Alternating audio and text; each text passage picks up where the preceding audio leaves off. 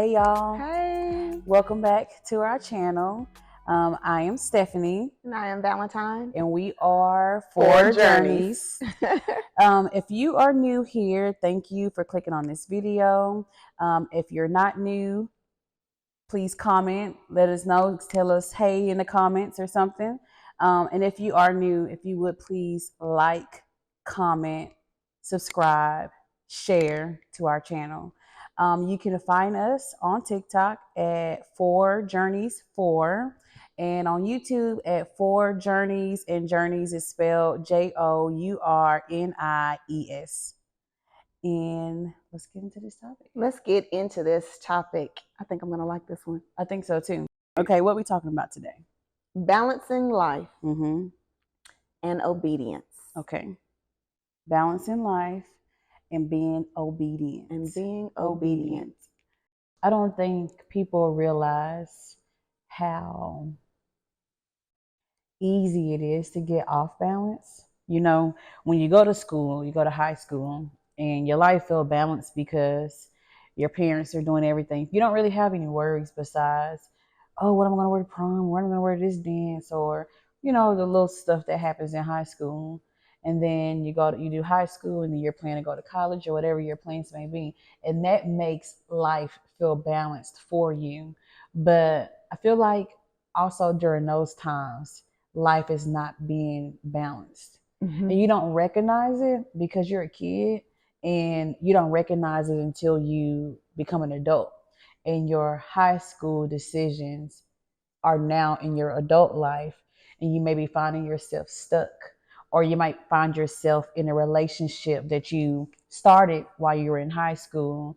And not to say that maybe the relationship was never going to be, but you might have gotten off balance a little bit, because as women, we tend to take relationships when we get in love to the next level. Oh, we my get in God. love and we, baby, everything that we think of, whether it's I plan to go be a doctor, a nurse, whatever, it gets thrown out the window. Mm-hmm. And we become so dedicated to that relationship, and we get off balance. Mm-hmm. We lose ourselves. Mm-hmm. And I think having balance in life is so important.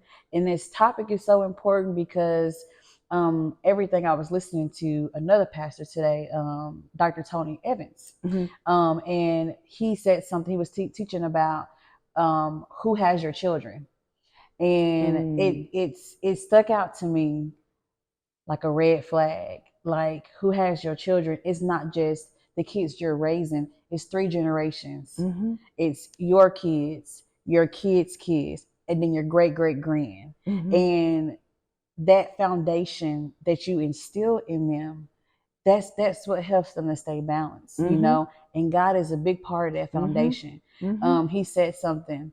He said, you know, back in the day, everyone was teaching the same. So at home, you were taught about God. At school, you were taught about God. Everywhere, Mm-hmm. you know, you had a common thing mentioned in every area of your life as a child.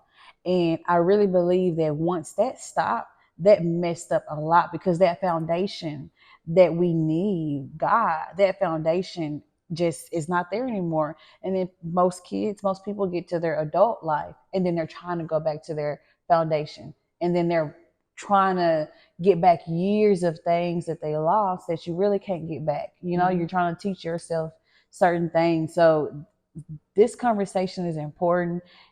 If you're listening and you think, oh, I'm grown now, you know, and my kids are grown, I'm an empty nester, and you know, my life, I got my job, I got this going on, I got that going on, but you may have grandkids, Yeah. and they may not be getting that foundation that they need from the parents because of whatever their childhood looked like. And they may need you to be that foundation, to instill in them. If you still have breath in your body, you can be that foundation for them, to instill that in them, to say, hey, look, there is a God. You may get off track sometime. Things may not feel like they're going the way you want them to, but you can always reflect back to him. There is always going to be something in his word to let you know it's okay. You can get back up again. He's intentional. We live in a time now that it's not like that, though. I remember when I was growing up, we ate at a certain time. Mm-hmm. We played outside. Mm-hmm. We came in. Mm-hmm. We didn't play in our Sunday best. Mm-hmm. We took off our clothes when we got home from Mm-hmm. church. We sat down and we ate as a family. Mm-hmm. We went over my grandma's house. My grandma kept us, Mm-hmm. and nobody else. Yeah. That was it. That was it. Just grandma. Just grandma keeping us. Not God, daddy, God, mama, this person, that person. No, ma'am. Yeah. No, ma'am. We was going to grandma's house. Either one of them. Yeah. One or the other. And that was it. That's all. Yeah. But we had that grandparent on both sides that we could go to. We sat down, we ate as a family. We went to church as a family. We prayed as a family. Not only did we have my mother, we have my mother's mother, we have my dad, we have my dad's mother, we have my dad's sisters, we have my dad's sisters, we have my mom's sisters. We were a village. Yeah. Period. Yeah. Okay. We're in this time now, and ain't no village. Who the village? Wait a minute. Who the village? Let me tell you something. Wait a minute. Hold on. What village? We don't live no times no more. You talk about balance. Yeah. You talk about life balance. That was balance. Let me tell you something, Stephanie. This is some real. Get myself right. Let's get together, baby. My grandma lived on a long street. Yeah. At the end of the street, there was a little store called Thelma Gantz. What? Thelma Gantz. Gantz. Thelma, was that somebody's name? Yeah. Thelma is somebody's name. Gantz was the name too? No, I think his wife's name was Thelma. Okay. And I think the last name might have been Gant. Okay. Okay. Don't worry about the name. All over the place. So me and my cousins, when we were there, would walk. First of all, we got permission to come out of the yard. Yeah. First. Okay. We respected our elders. That's the first thing.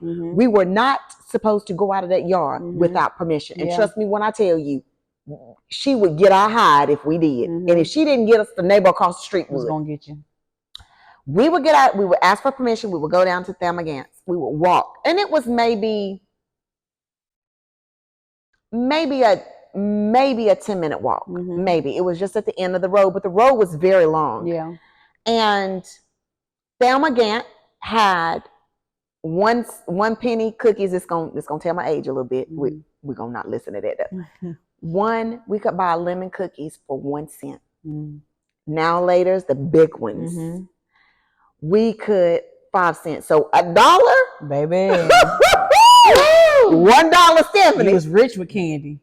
We come down that hill. We come back down that road, honey.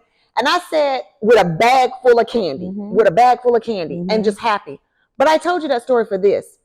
Every house that we walked past called my grandma and said, Pumpkin, Kim, and Shannon, and Dion is out of that yard. Yeah. Do you know about Ruth May?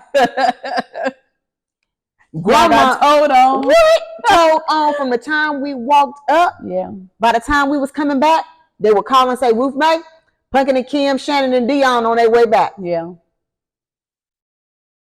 They cared. You got it now. We've got grandparents that are 12. Up there. Up there. They don't have, these children are not being held accountable for what they're doing. The teachers are wrong. You know, they go in the school system and show slap off on the teachers. You know, just, oh, Jimmy was right. No, Jimmy wasn't. Jimmy ain't right at home. You know he coming to school cutting up. You know why? Because Jimmy ain't got no balance at home. No structure. He ain't got nothing. So Jimmy says what he wants to say to you. He does what he wants to do with you. And guess what? It reflects in what he does in that schoolhouse. Yeah.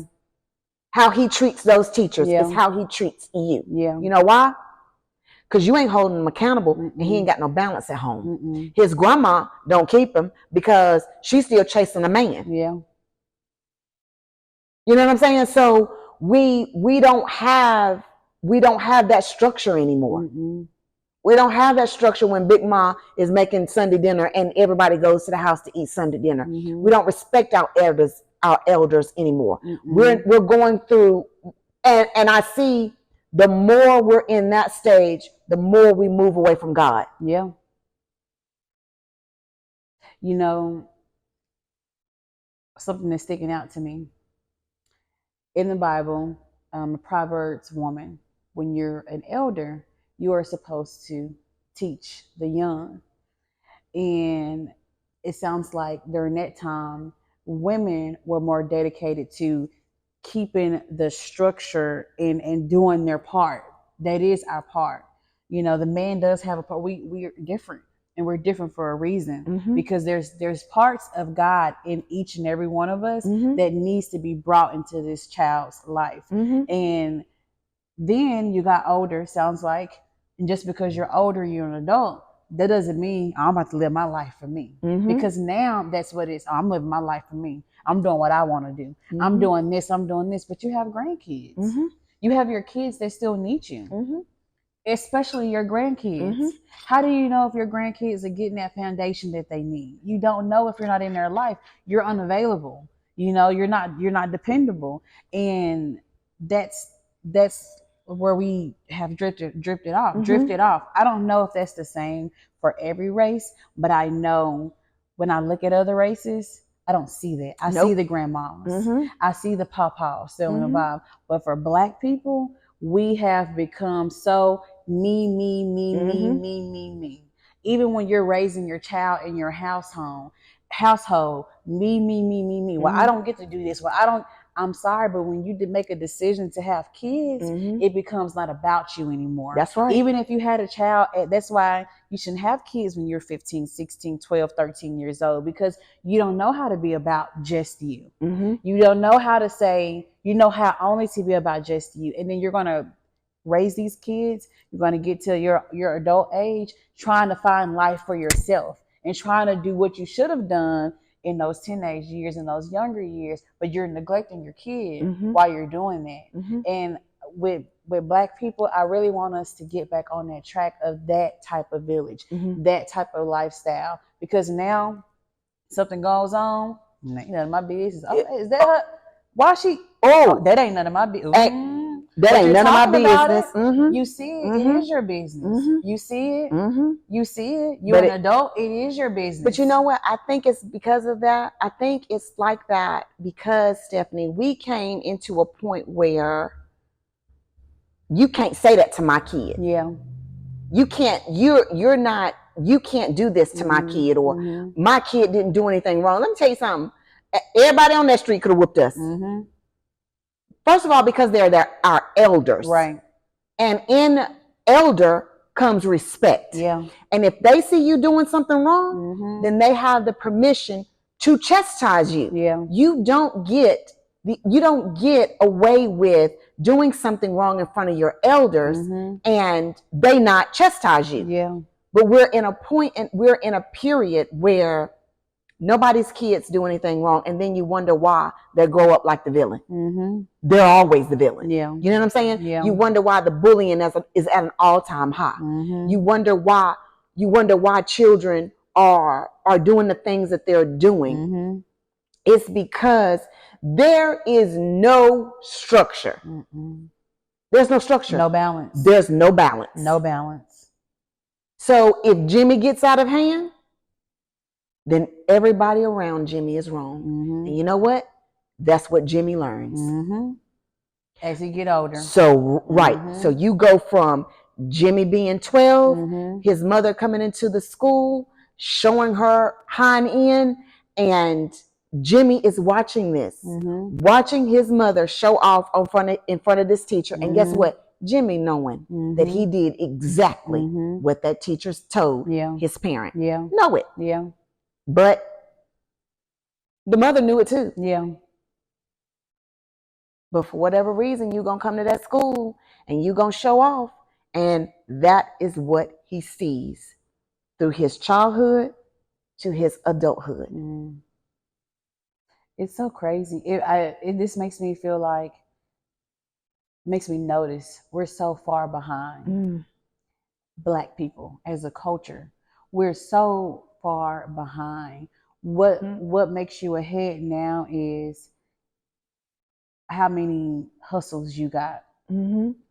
If you got Louis Vuitton, if you got Gucci, if we're so worried about the wrong the wrong thing. We so worried about the wrong thing. We are, Stephanie, and it's sad. It's so sad to me, to a point where I look and say, where did it go wrong? This makes me say, do you think we as Black people, we got out of balance because the structure that we had got screwed up when slavery happened? Because, in Africa, I don't know what it was like, but, from what we read, what we see, what we are allowed to see, it seems like, you had an actual village that had a certain structure, where whatever that village structure was for a man and a woman and the children, everybody abided by it. Right. And when we got taken away from what was normal for us, our foundation, and put into an unknown place where our structure couldn't coexist because we're around other people who don't speak the same language, or they're not a part of the same village. Right. So we're trying to merge different villages together we're just going to merge with you just because we're both African. You may be from the east side and I may be from the west side. But I'm still going to merge with you. I don't understand what you're saying. I don't understand your ways. I don't agree with your ways. And just what in normal human nature, when you don't agree with something, you have conflict. Now, that's just natural. It's not because this person is light skinned, dark skinned, or from the west, or it's because we don't have the same structure, values. We're just different. So we're going to butt heads a little bit. But do you think, I feel like that plays a huge part in why things are so jacked up for us as a people? It's not an excuse. I feel like it has happened so long ago that at some point we should wake up and say we need to get it together, but it doesn't change the fact that it plays a part. It still plays a part. But we have to hold ourselves accountable, and we have to be aware of self enough to say, all right, something ain't going right. We need to create a new structure. I say that all the time. I do. I say, I understand slavery. My grandma talked about, being in the environment where she cleaned for white people.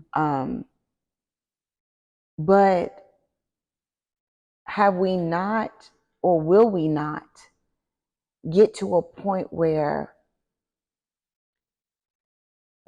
that is not affecting us? Yeah. Will we ever get to a point where we're able to stand united and actually be better as a culture? Will we not see that the killing of each other is not the right thing to do? Will we not rise above that? Will we not join hands and say this is enough? At what point do we stop using slavery as a crutch? At what point do we say, we got to do better than this? We got to be better than this. Why is it that we kill each other the way that we do? Why is it that we're so worried about what the Jackson family is driving, or what the Jackson family is doing, or what the Jackson family is becoming, or what if the Jackson's hair is longer or curlier, or why are we so obsessed with other people doing better than us? Why are we so obsessed with taking from one another? Why are we so obsessed with not getting better? Yeah. I think once we stop using slavery as a crutch, it's kind of like if you're in a relationship and your spouse cheats on you, you want to stay with them, you want to make it work. Once you accept that this happened, slavery happened, or this man or woman cheated on me, I can't change it. You cannot. And this is what this slavery or cheating, this is how it has affected us. I think slavery has affected us in ways to make us be in competition with each other. Not, I don't know what happened, when did this happen, what year, what decade, where we couldn't go to the Jacksons and see the Jacksons doing well. And my husband, Bob, go over here to Mr. Jackson and say, hey, I see you got your nice car, your nice automobile there, where are you working at, and help each other out. Where did we had communities like that, yeah, Stephanie? I know. We had Oklahoma cities like that. They tore it down. They burnt it down, blew it up. So we don't rebuild. We scared of it. We don't. We get to a point where we would rather take from one another than we would to rebuild together. We won't. Yeah. We won't do it. And I don't understand that. Yeah. I don't understand that as a people. I don't. We're the strongest. We're the strongest. And yet we break each other constantly. We break each other constantly. Yeah. Mexican people can live in the house, a 2-bedroom house, and it's 10 of them, and get along just fine. Yeah. They can build with one another. They, my cousin, we were talking, and he was telling me that one of the workers that he works with him they were having a conversation, and he was explaining to him. My cousin actually asked him, why do y'all do that? Yeah. And he said, it's to provide for one another. So they'll get one truck. They'll all pitch in and buy that truck. And every last one of them will work. The truck is paid off. The truck drives each one of them to work. They save up enough money. They get the other family a truck. Yeah. Then you have 2 trucks. Yeah. And then the truck is one truck is to take 5 of them. The other truck is to take the other 5. They work. Yeah. They work. These 2 trucks are already paid off. Yeah. So they get another truck. Yeah. And they continue to get a truck per family. And build. Yeah. And then after they've gotten their transportation, they work on buying a home for that next person. Yeah. Us? We don't do that. We gonna get a truck. Oh, you want a truck too? Well, Bank of America got a loan. We don't trust each other. And the reason why we don't trust each other is for the same reason why other races don't trust us. And we're racist to each other. We're prejudiced towards each other. We're afraid to take risk with one another, because in that example, we might all pitch in and buy a truck for this one family. And then when it's time for the other family, somebody might not come through like they're supposed to come through. And they ain't coming through, Stephanie. And they're not coming through. But I think emotionally, we have to get to a place to where when something happens, someone doesn't come through, just like we do with women, what we do with these men. We give them chances and chances and chances and chances and chances over and over and over again. We have to be the same way in community with each other. So if you can give this man chance and chance and chance again after cheating on you, having kids on you, whatever, doing all this to you, oh God, then you should be able to take that risk with building a family and finding another family community that thinks the same way, because you might not find that within your own bloodline. You might have to go outside because they have their own foundation of not doing it for each other. So you may have to find another family, and you might have to say, you know what, we all thinking the same. We got the same vision. Can we build together? Let's get 10 acres together. You build a home on that 10, and I build a home on that 10. All right. Well, somebody might want the home bigger than them. All right. Now look, that's when the men get involved and the men talk. Don't let the women do it, because the whole thing gonna be shut down. And we gotta forget them. We just gonna go get us some more acres. So we're gonna get our own acres, because sometimes as women, we get in the way of things that men should handle. And men, you kind of backpedal when you should be handling things and let women deal with it, because you don't want to deal with it. You don't want to talk. You're going to have to talk. You don't want to commit. You're going to have to. If we want to get these acres, you might have to go on over and talk to this lady's husband, and y'all figure out a plan so we can get these acres and we can get this business going. And I tell you, women are so emotional. Yes. We're such emotional creatures. We're always off balance. We got hormones. We got cycles. Okay? Some days just ignore us. Yeah. I mean, it's sad that it's just sad that we're a people like that. I know. I hate it. I do too. I hate it. And it makes me so mad at us because I feel like we're so, I don't want to say stupid because we're not stupid, but it's like, come on. Yeah. I know like you said, the Hispanic families that do it. Yeah. They're people, I'm sure they have conflict. They have issues, but you have to be able to respect somebody that's knows how to deal with resolution. Yeah. You might not like the way this person's traditions are, but you know what? Valentine know how to solve something. She knows how to solve something. And it's about respect. Yes. Respect that I know how to solve something. Right. Respect that whatever my skill is, you may not have it. Right. So rely on me for my skill and respect me for it. Yes. And allow me to rely on your skill and respect you for it. Yeah. It's different that we have a difference of opinion. It's different that we have a different skill. It's different that we like different things. It's okay. Yeah. But respect it. Yeah. Because at the end of the day, your skill is going to benefit me. Yeah. My skill is going to benefit you. Yeah. And that's how we grow. Yeah. But we so jealous as a people that Stephanie can cook better than me.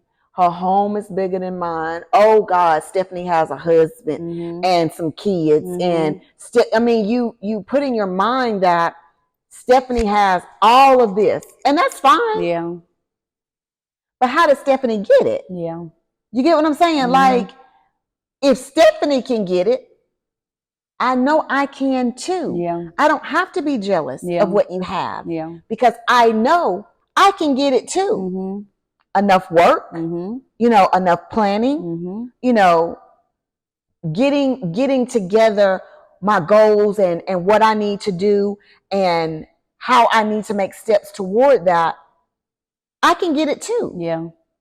I don't have to be jealous of what you have. Yeah. Because you're human just like me. Why can't I have it too? Yeah.